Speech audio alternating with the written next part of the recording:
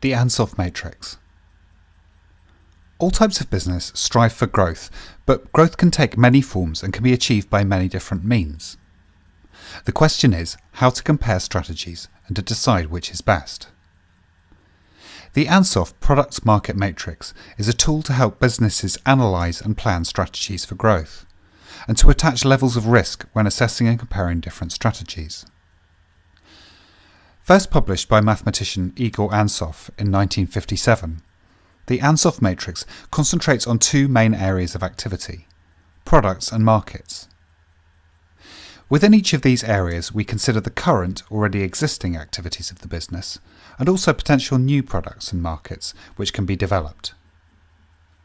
By considering the ways in which new products and markets differ from established activities, and the extent to which they may force us to enter uncharted territories, we can also establish the element of risk, while choosing and plotting a coherent strategy for growth.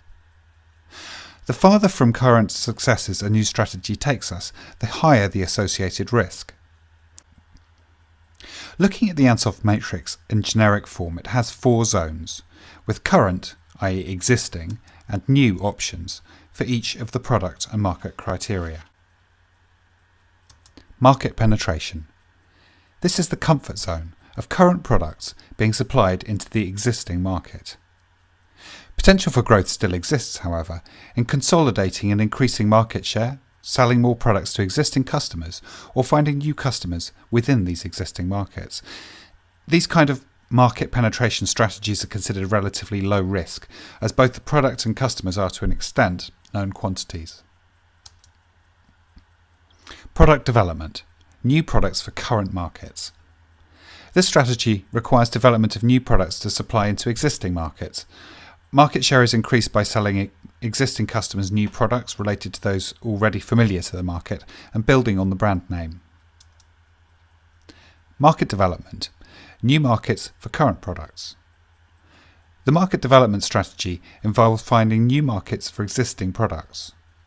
A product can be, for example, repackaged or promoted to appeal to a new group or demographic, in the way that, for example, Coke Zero, which is essentially the same product as Diet Coke, but sells mostly to female customers, was packaged and advertised to appeal more to men.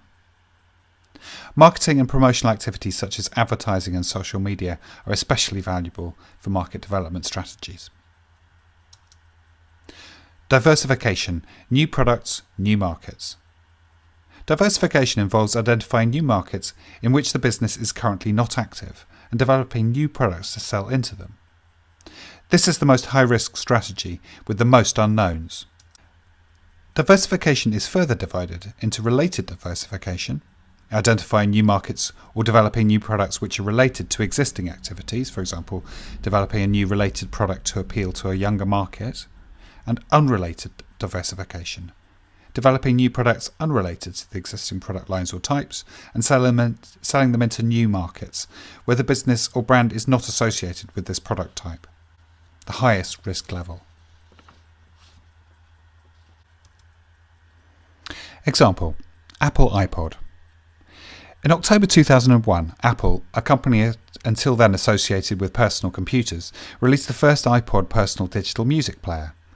Computers had started to become home to collections of digital music files, and the iPod enabled users of Apple computers to transfer music to a portable device for mobile listening. The evolution of this landmark product, and Apple's subsequent expansion based on its runaway success, can be plotted on the Ansoff matrix, and with relation to the four key strategies and how Apple employed them. Market penetration. Apple lays the groundwork for the iPod with the release of iTunes in January 2001. Free software to organise and playback digital music on Macintosh computers. iTunes integration into macOS strengthens its position as a de facto music player for Mac users. Product development.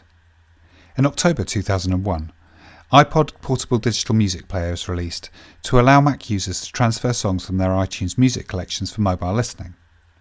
Take-up from Mac users is very high, and in April 2003, the iTunes Store is launched, allowing online purchase of music files via Apple-controlled supply line, further enhancing the iPod's appeal.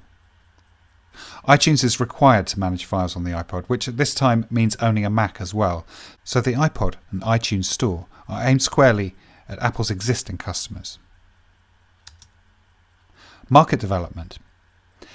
To enable the iPod to be sold into the far larger Windows PC market, Apple released iTunes for Windows in October 2003 and gave away the software for free.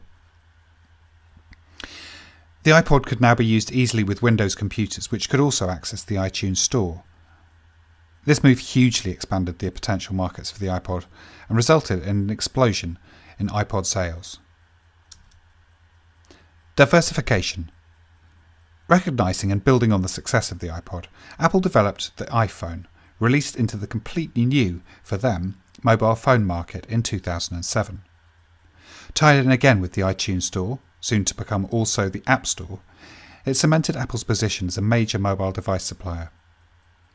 The iPhone has in time come to eclipse in revenue the Mac computer line as the core of Apple's business, and diversification has proved the making of what is now the world's most valuable company and brand. The Ansoff Matrix is a valuable tool for senior management, marketing and sales executives to identify strategies for growing product lines and markets in organic ways, and for analysing the strategies of successful businesses.